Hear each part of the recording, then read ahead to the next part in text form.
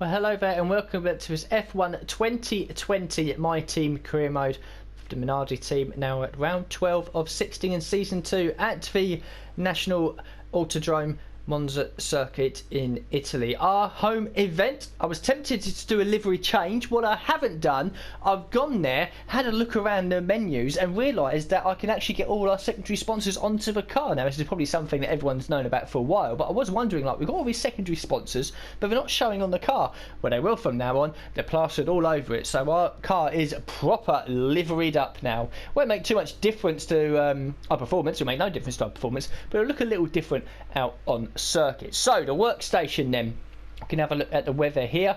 Seems pretty dry and consistent throughout the entire weekend. We've got some messages, the weekend preview there from Cole, the weather forecast, nice hot and sunny in qualifying, the race as well, a little bit of cloud cover towards the end, the performance comparison we can go and have a look at right now. So the rivalry then, after the pretty crap crash we had in Belgium and the DNF, Carlos Sainz managed to catch and pass us. So we've got one race weekend remaining, just 1 point behind him. As for our driver details, average finish still P12, average grid still P16, 71 points to our name in our career mode. So the R&D tree, at the very end of the last episode, we only had a few days before we had to travel to Italy, but we managed to get both of these minor upgrades done. The bearings for the ERS system and the fuel technology efficiency for the fuel efficiency. So you can see there now on the graph on the right hand side, we're the second best on the powertrain, which is nice with our Mercedes engine. Still a long way behind Mercedes, as you could imagine. Aerodynamic department, we've done quite a bit of work on that in the last couple of seasons. We're the 8th best on that one. Chassis department, not so much this season, 10th best. Durability, we've done no work so far this season, but still the second best. So we've got nothing in progress. It could be a case now of saving up the resource points, because I think next episode, clearly it hasn't happened in this one, but next episode will be around 13 to 16.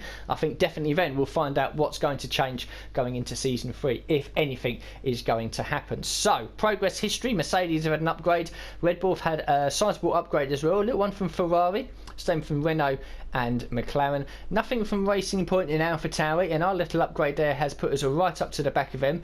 Alfa Romeo have had a big upgrade at their home race as well, so they've closed the gap to us. Nothing from Haas, and a big one from Williams, but I'll be expecting Williams to still be comfortably at the back of the field. We should be able to beat the Haas cars, and you can see there that midfield scrap between Renault and Alfa Romeo is now very close, and we're right in the thick of it. So the power units, units number 1 we could use in FP1 just to get some laps on the board and try to get some of the easier practice programs done.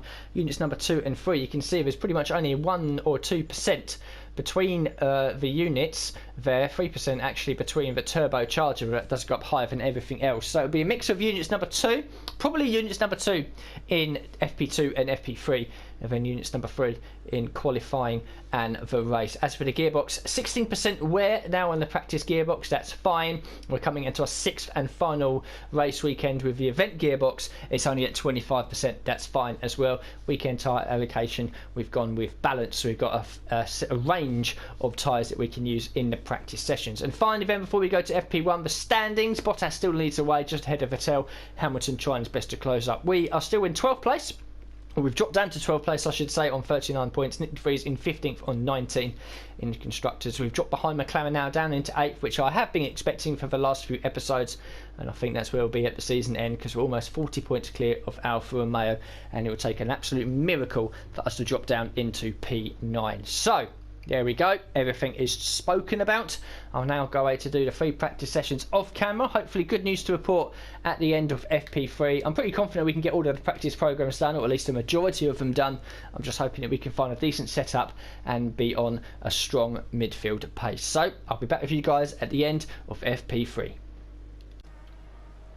So here we are then at the end of FP3 at Italy, and it's gone pretty well, to be honest. We seem to sort of be back on the pace that we need to be. FP1 we were sort of low down the order, using the hard and medium tyres and just grinding away the practice programs. FP2 we moved on to the mediums and then the soft tyres. We ended the session in 5th place. Nick de Vries was in 7th. And in FP3 where quite a few people were out there on I should say their quicker engine modes and better units as well, and super sticky soft tyres. We did the same as well, although we kept everything standard and normal and did the race strategy program, which we nailed relatively easy. And there we are in 11th place, just 8.5 tenths away from Verstappen. The field will be relatively close, I think, going into qualifying. You can see there's a few people up there that probably shouldn't be up there, really. Ocon in 2nd, Kvyat in 7th, Raikkonen in 9th. That'll probably be down to the fact that when they set their best lap, they probably got a tow from a quicker car in front of them. Ours wasn't. We were pretty much on our own. So good pace going forward into Italy. It's a track I like. We're running a very low winged setup. I think it's 2.4 or 3.4, something like that, because we need all the pace we can down the straights, and it's all about just perfecting the heavy braking zones for the first 2 chicanes and the Ascari chicane as well, which isn't really a chicane, it's just a left, right, left, but we know it as the Ascari chicane. They're the 3 problematic areas in the circuit, but I've managed to get my braking points right for all of them over the 25 odd laps I've done in the 3 practice sessions. So qualifying should be good. It should be quite interesting. We'll scroll down to Nick De Vries. Medium tyres for him down in P19, but if he'd managed to go on the soft tyres, or if he wanted to go on the soft tyres, he'd have been about 6 tenths quicker, which put him about 1.7, 1.8 around 15th to 16th. Russell obviously got a nice tow at some point as well to be in 15th place. And we've managed to out-qualify, I should say, or outpace Leclerc in 2 of the 3 practice sessions as well. So yeah, we have genuine pace here. I don't know if we'll be inside the top 10, but we'll be very, very close to it, hopefully, going into qualifying. So the regions point 662, 253 from Nick De Vries takes it up to 3623. Nice healthy amount now. We're pretty much gearing up for getting parts legalised. 28 and 24 for the Acclaim, 52 for the team. So we get a boost at the end of the season. We might be level 15, and then we can get all our driver perks done. We will definitely be level 18, maybe even level 19, may even be close to level 20 by the end of this season. So back at the workstation, and before the all-important qualifying session, got a message here at the information about the circuit, the weekend preview, and weather forecast as well. Hasn't changed. Nice and sunny in qualifying and in the race as well. A little bit of cloud cover towards the end. Shouldn't change anything too drastically. So then we'll move on to the power units. Units number 2 we will use units number 1 in FP1, units number 2 in FP2 and FP3.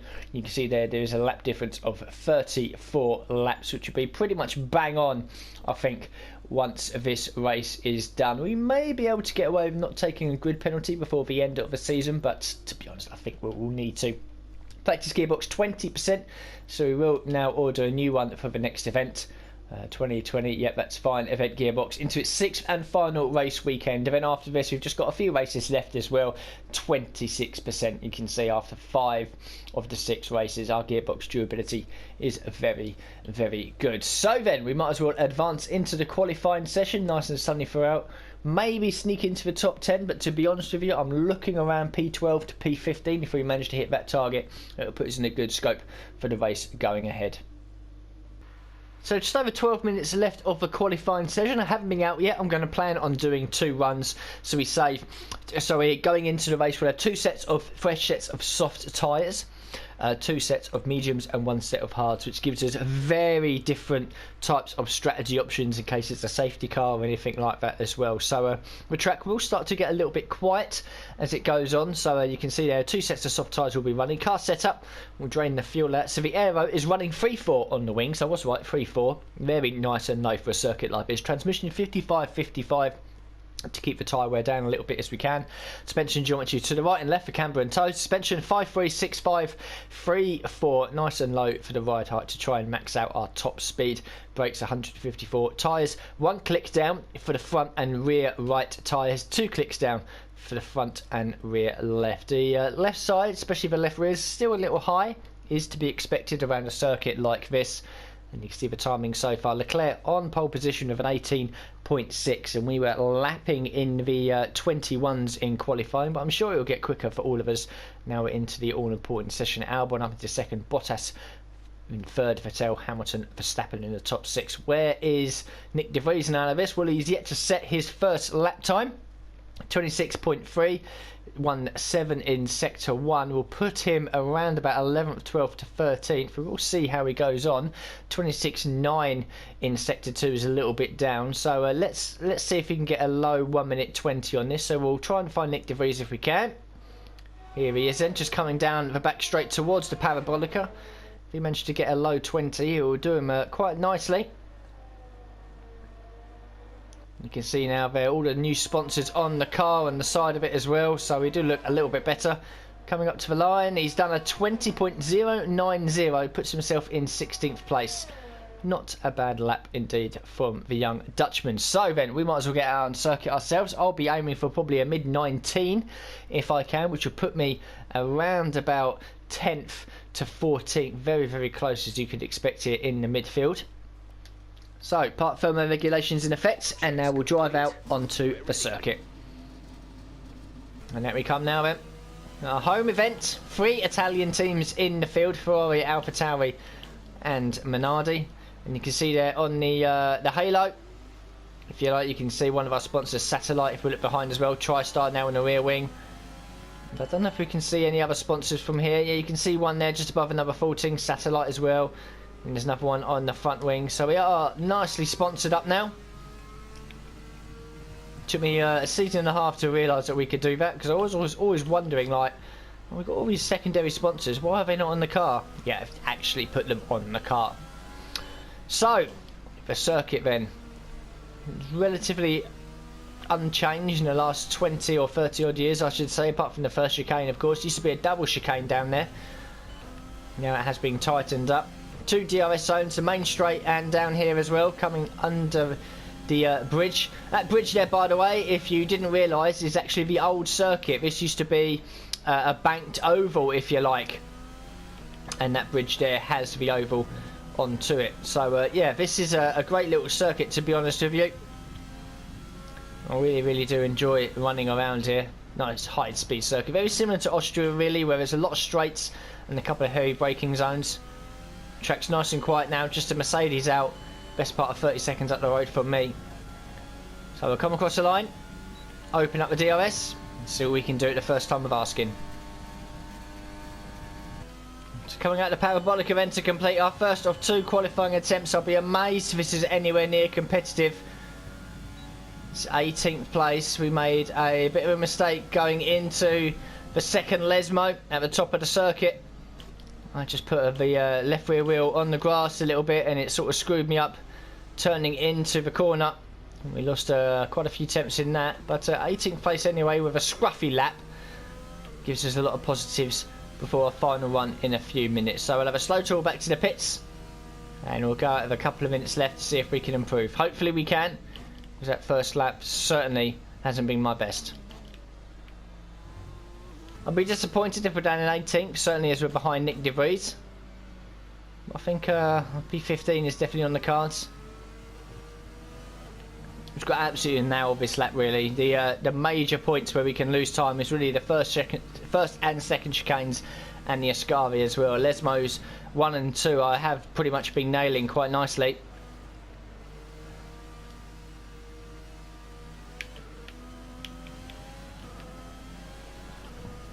It's scrappy there coming out of Parabolica. You can see they're already down our time. But here we go, our final lap.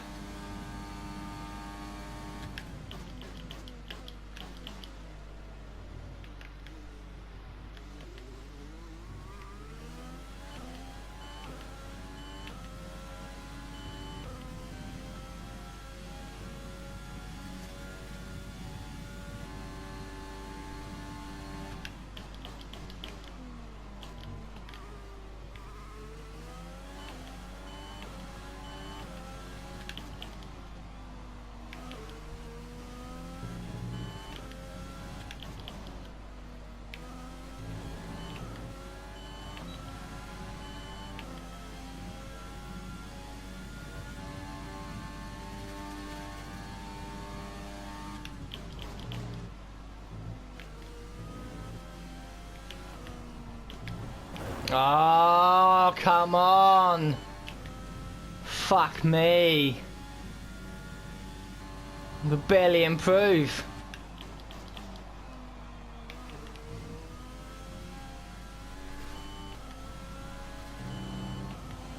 Barely going to improve.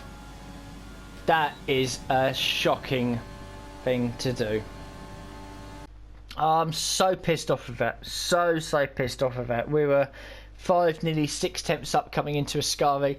And yeah, just overdrove the car a little bit, ran it wide. and all that time was lost. And yeah, a bit pissed at that. But you know, the points and prizes are handed out on race day, not in qualifying. Hopefully we can recover. So Bottas has taken pole ahead of Hamilton, Leclerc, Verstappen, Albon, Ocon up into 6th ahead of Vettel, then it's Sainz, Perez and Gasly completing the top 10. Then it's Ricciardo, Norris, Stroll, Giovinazzi, Kvyat, Grosjean, Nick de Vries in 17th, Raikkonen, ourselves in 19th. I think we improved by 0.02 of a second. Absolutely pointless, really. We're ahead of Magnussen, Russell and Latifi. And I think probably being this far back, but having the pace to be really inside the midfield and flirting for points, I think this would be a good opportunity to take the car out of Parc Ferme and bolt on some really, really good new units. 0% on the unreliability scale, I should say, so we have the maximum power going into the race, and hopefully we can make it one to remember as we carve our way through the field. Still halfway back down of Carlos Sainz, 2-1 as he managed to convincingly out-qualify us 22-20. I think the only way we can beat him now is if he retires in the Italian Grand Prix. 28, 24, 52 yet again for the personal and the team acclaim. Tough luck there. It's not quite where we'd want to be on the grid, but chin up, it's not the end of the world. Indeed, it's not, Carl. Very, very disappointed of how qualifying went, to be honest with you. If we'd been 6/10 up, we'd probably be about 14th or 15th. That was the target, and we missed it. It's P19. So the workstation then, a message from Jeff pre-race. Good luck today. We've been flat out all weekend to make sure the car's in the best condition it can be. The rest is up to you. Indeed it is. So we'll make the change now onto units number 4. We'll take the car out of Parc Ferme, so we'll get a penalty for doing that, and then we'll get a penalty as well for applying new units. And well, we might as well just go for it, take on everything. So it'll be a brand new gearbox, brand new units for absolutely everything. I'm confident that if we can have a good clean start to this race, we can potentially pick our way through the field. The slipstream here is oh so important, so we need to get past the slower cars of the Haases and the Williams as soon as possible, latch onto the back of the Alfa Romeos and our teammate as well, and then hopefully start to pick them through with some very aggressive moves that we'll need to do, and hopefully some clever strategy work. So we'll go to the race, we'll have a look at the introduction, the grid formation as well, to see if anyone out there has penalties besides us. But with all the new units and taking the car to Parc Ferme, we will be starting this race for definite in P22. Welcome back to one of only 2 countries that has held a race every year since the very first Formula One World Championship in 1950. It is, of course, Italy, one of the great racing nations, and it's time to get underway for the Italian Grand Prix. With top speeds reaching 215 miles per hour, only a few places can challenge Monza's crown as the fastest circuit in F1. Hard braking zones going into the 3 chicanes make up the majority of the 11 corners on this 3.6-mile circuit. And just in case the slipstream wasn't enough, 2 DRS zones will help encourage some closer action. And I'm joined once again by Anthony Davidson to bring you the lowdown for today's race. Now, I want to ask you about Lewis Hamilton. That was a great win in the last race. Can they keep that momentum going this weekend? It's always nice to come into a Grand Prix weekend on a high, but your expectations are based much more on your practice and qualifying runs. So it's the momentum from those sessions that they'll be hoping to carry into the race today. Before we begin, let's take a quick look at the grid lineup for today's race. Valtteri Bottas lines up on pole position, and Lewis Hamilton completes the front row. As we continue through the rest of the grid today, we have Leclerc, Verstappen, Alexander Albon, and Ocon, Vettel, Sainz, Perez, and Pierre Gasly, Ricciardo, Norris, Lance Stroll, and Giovinazzi, Kvyat, Grosjean, Nick de Vries, and Kimi Raikkonen, Magnussen, Russell, Latifi, and Lee. It's almost time for the lights to go out, so let's head down to the track and get this Grand Prix underway.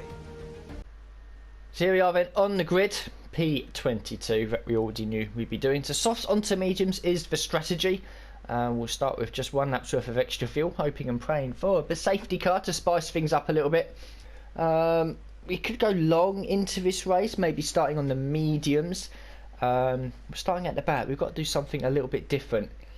I do want to stay with the pack. I need to stay with the pack to continue getting that DRS. So that's, I think we'll do. We'll play safe, stay on the soft tyres and try and push our way as far forward as we possibly can. So we'll start the formation lap. Certainly the cars towards the back are starting on the soft tyres as well, so probably the smartest call to do really.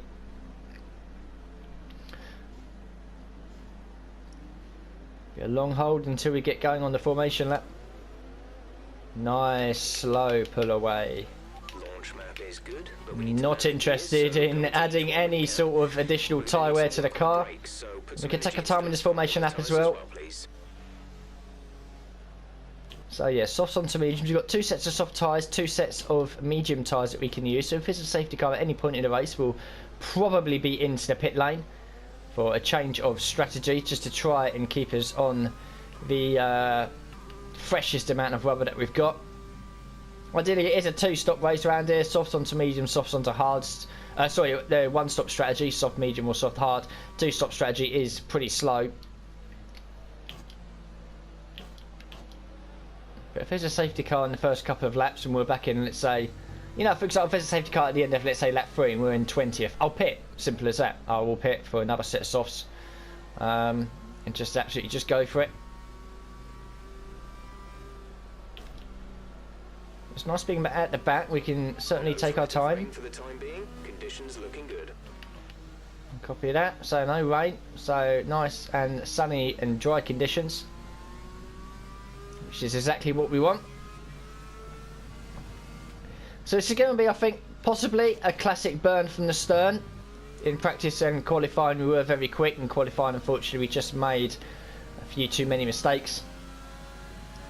Now I'm confident that we can zip past the slower guys at the back, and then hopefully slowly but methodically pick our way through the midfield.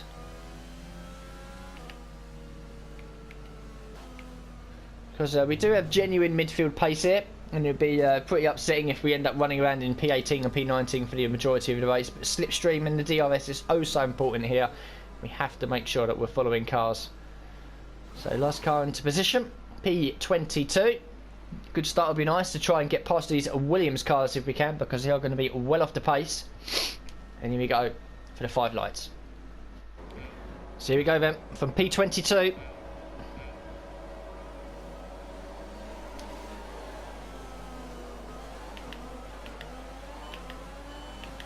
Decent launch.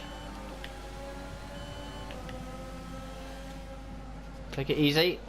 There's space down here. Oh, debris ahead. Yellow flag. Oh, it's a racing point.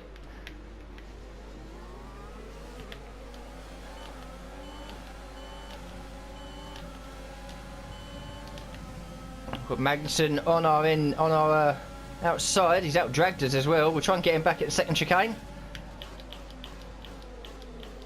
He's defended it well though. Okay, P20, we're ahead of both the Williams cars. Not ideal, because these Alfa Romeos and Haas are going to be slower than us, so we need to get past them pretty quickly.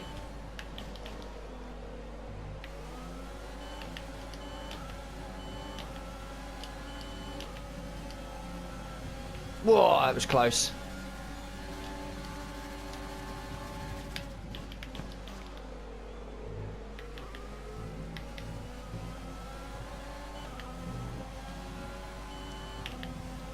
Nicely done though. We'll drop them. Focus on Raikkonen now. Try to get past him into turn 1 if we can. There's a racing point ahead with a damaged front wing. Don't know which one it is. I assume they're going to pit. They do. It's Stroll. So Stroll's now majorly off strategy. We're getting a nice tow here from Nick De Vries, Giovinazzi and Raikkonen down the main straight into lap 2. Oh wow, they're nearly 3 wide. And Raikkonen's done the pair of them. That is a legendary status there.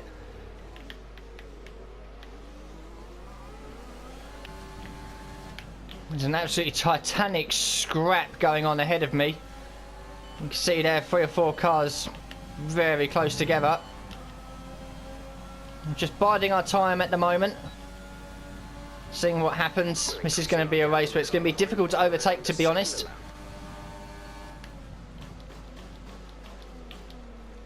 pretty good in the second chicane, to be honest, but I really need to be up behind someone, like right up behind them to pull a move off. Might have a run on De Vries here.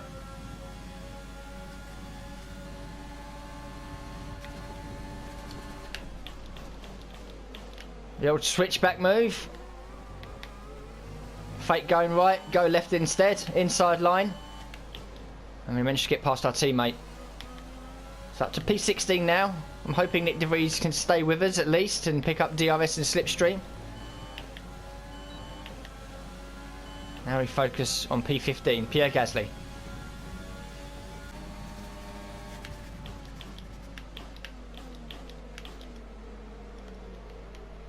Oh, hello.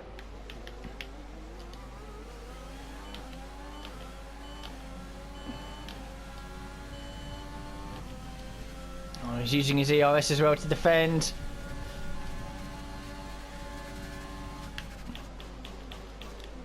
Laying it around the outside. And we managed to complete the move. That's what I mean. If you're going to pull a move off here, you've got to be oh so aggressive. Now outside the DRS to Raikkonen and Giovinazzi. So we're going to have to work hard here to try and catch that back up. And defend from the cars behind. I'm sure we'll get to within a second, hopefully soon. So out of Parabolica then to come across the line. Into lap 9. Tyres are starting to struggle a little bit. Certainly for Ascari, but we've managed to just about get inside that 1 second window of the cars ahead. And they're battling, so that's going to enable me to close up a little bit more. Yeah, for Romeo cars here, I have a bit of pace about them. 14th and 12th now, Raikkonen getting past Kvyat. So the Alphamers haven't been great so far this season, but they seem to have good straight line speed. And just like that, we're now right up with them again. We are very strong through that second chicane. Okay, I'm thinking an undercut here. Pitting at the end of this lap for the medium tyres. And trying to get the jump on Giovinazzi, Kvyat and Raikkonen ahead by coming out of the pits on a fresh set of mediums and then just using so much rich mix. Oh, you can see we're struggling there. And ERS mode. Oh, we're deep into Lesmo 2. That's not good. A few others are coming in as well. Just managed to get the car slowed down in time. Nick De Vries carries on. So it's crucial this. And off our excess fuel, we'll be back on target soon. Okay, Raikkonen's coming out the pits. There he is on the right hand side. Yellow flag. And there's a yellow flag ahead of us as well. Through the Rettifilio chicane. Oh, I might be able to get a jump on Raikkonen here. He's on mediums as well, but his tyres are going to be cold. We're coming to yellow flag zone, so it ain't going to happen.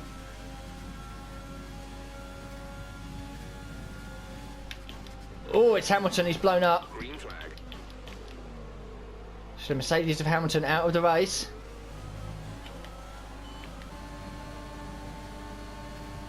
So up to P14 now, as De Vries and Magnussen are in the pits.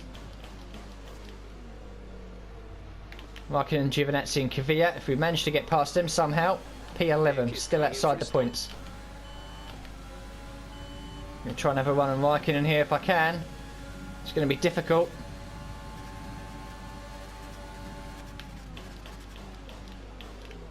Raikkonen will not be easy to pass.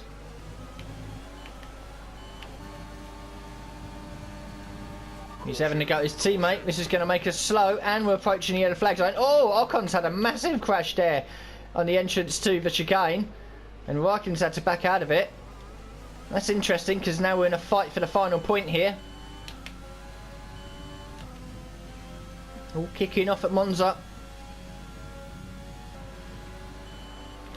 To lap 16. It's so difficult to try anything because they're all using Slipstream DRS. It's so powerful. I need these guys to start fighting ahead of me, really,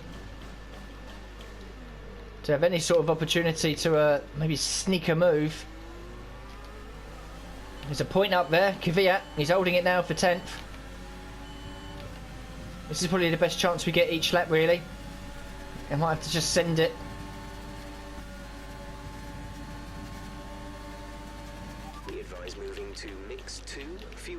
X2. Just can't find a way past. So frustrating, 'cause I think if I get past Raikkonen, I should be able to get Giovinazzi and Kvyat. They're on the hard tyres. But for more of these laps go on, them hard tyres are going to get stronger. And I think we'll struggle with a few laps to go in these mediums.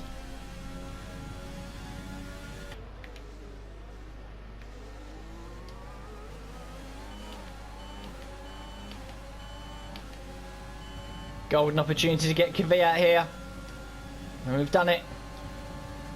Might even be able to have a go at Raikkonen here as well up the inside. Oh, he's blocked me. Are you kidding me? A new strategy What a is fucking available idiot. from MFD. That has pissed me off so much. I swear he moved right when I was just about alongside him. Well, not alongside him, but about to get past. That's absolutely shagged our front wing. Absolutely.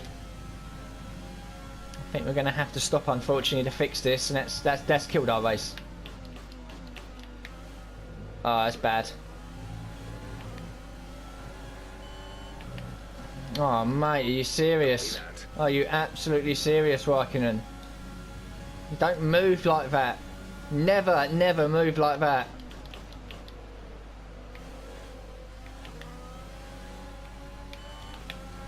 Front wing's dead. We're in the pits. Well, coming down to the Parabolica, there's an outside chance we can catch George Russell before the end. There's also an outside chance we can probably take the fastest lap as well. So we might as well give it a go. We won't get the extra point for it. We've got nothing to lose and a P14 to gain. So at the Parabolica, I think the fastest lap so far is a 21.5. You can see there that the gap to Russell is coming down very quickly. I'm pretty sure we can catch him before the end. In fact, there he is, just coming out of the first chicane that we're now coming into. Give it a B's with the ERS out of all the slow braking zones, or heavy braking zones I should say. Try and get this fastest lap.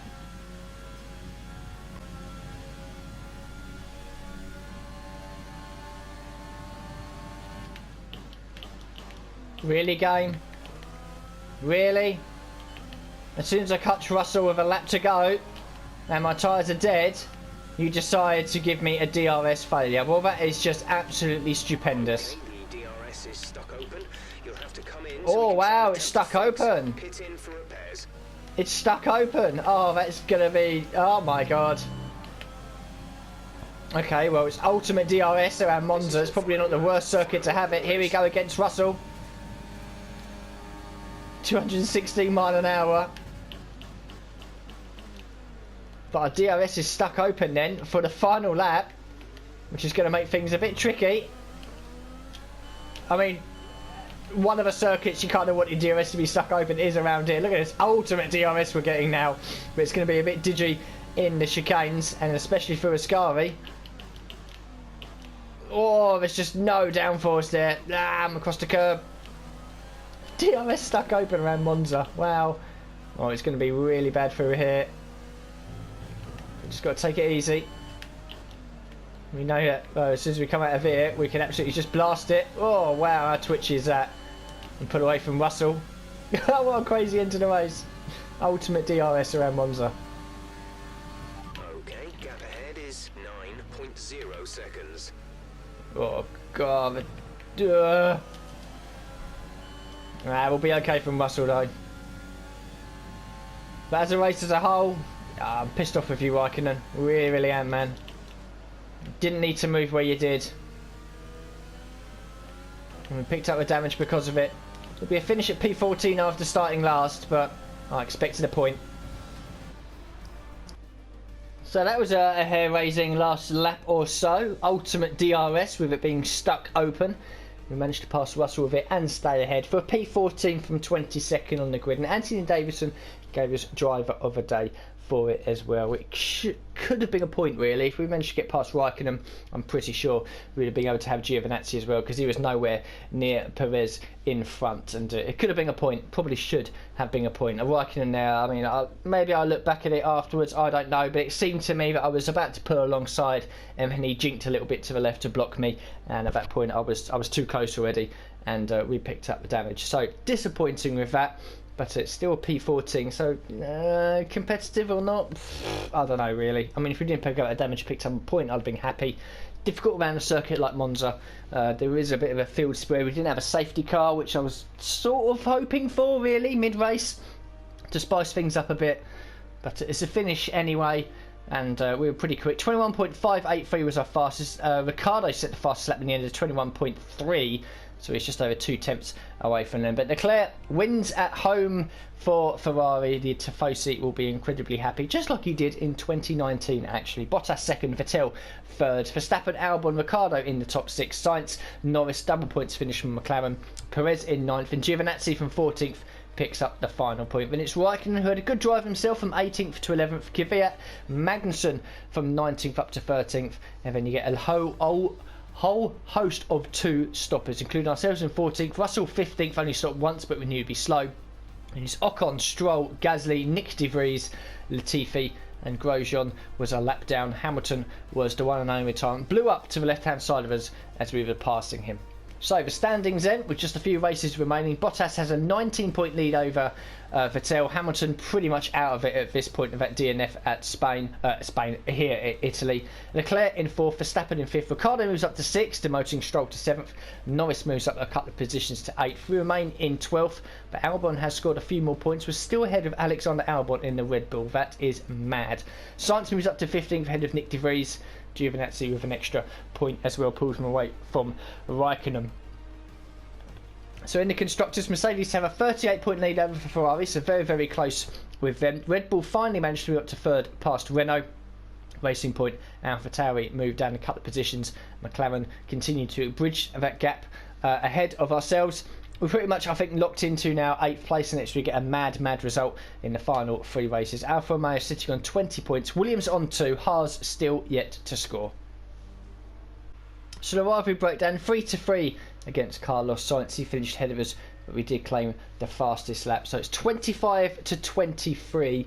Is there one race weekend remaining? I honestly can't remember. Team McLaren 28, 24, 52 combined. We will be at level 19 at the end of the season. Maybe level 15 for us. Hopefully we can be.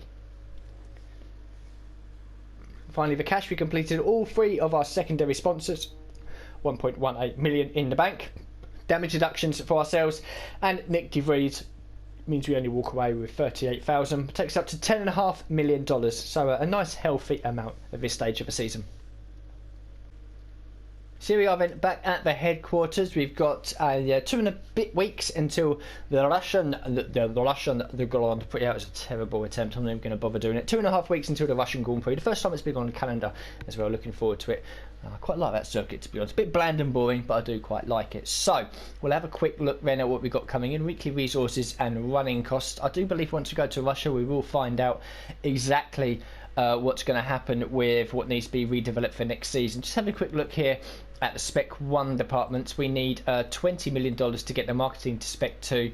The chassis department, we need $21 million, and it'll be the same for the aerodynamic department, won't it? It will be. To get the powertrain to Spec 3, it's going to cost $22, $34, $47 million, and the personnel department as well is going to cost, I think, just over $30 million. So this is something that we're going to have to pretty much save up a whole season for just to get that done. As for R&D, we've got nothing in progress, nothing going on.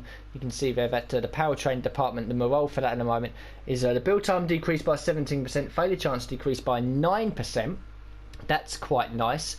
We could develop something if we want to, like this one here for 750. When would that come in? It would come in between, possibly before the Russian Grand Prix. If we develop that as a rush, what would that? Oh, rush development would come in at the 11th.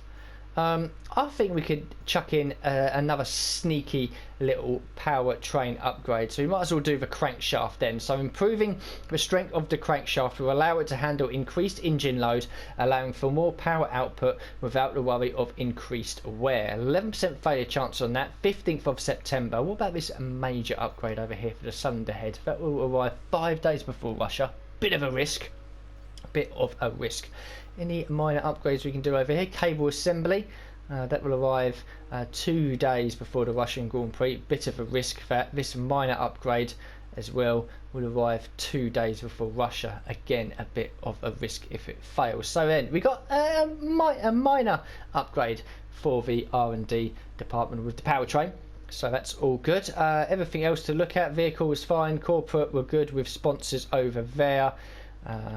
Contracts is good to the end of the season. Driver perks, I can't do anything over here until I'm level 15, in which case I probably will straight away get extra resource points, more additional answers. Engine wear will be reduced by 30%. Driver claim will be boosted by 50%. So all this is good for us, as you know. I mean, the driver claim's fine, doesn't really matter too much. Power mapping certainly help, and development feedback as well. As for Nick DeVries, 85 rating. It'd be nice to get his experience stat up just a little bit more. It's now worth 7 million.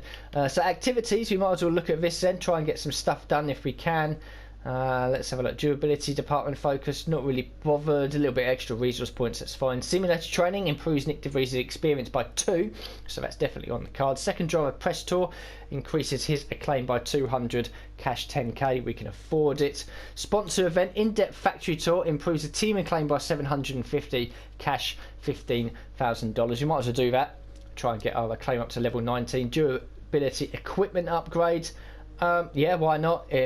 Increases the morale by 10%, gets us 60 resource points.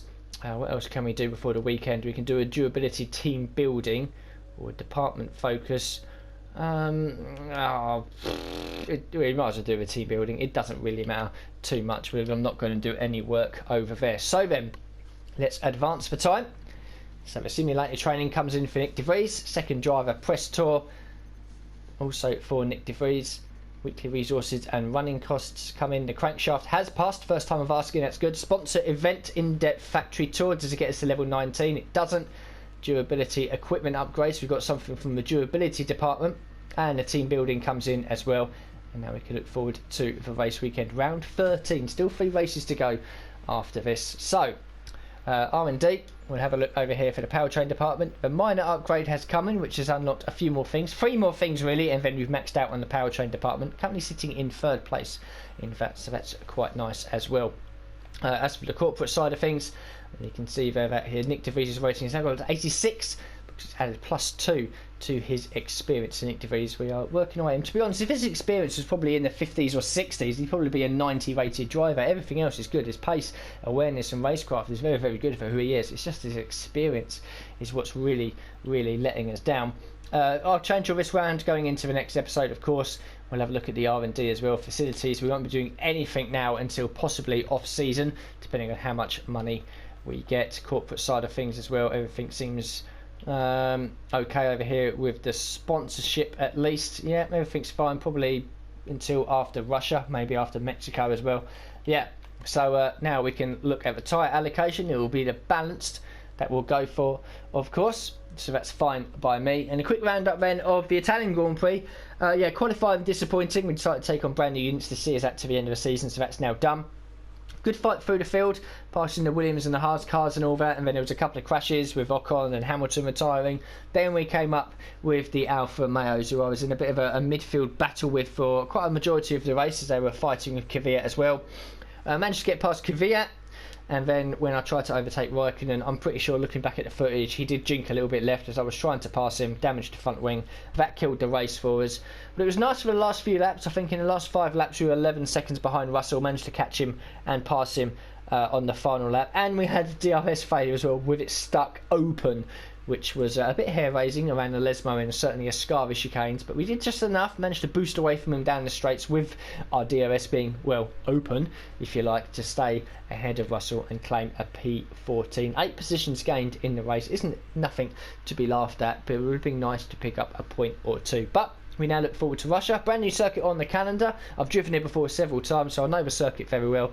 Hopefully we'll be competitive as the season comes to an end, and hopefully at the beginning of the next episode as well, Carl will come in to the debrief room and let us know exactly what needs to be upgraded for the next season. So thank you very much for watching this episode, and I'll see you all for the next one very soon.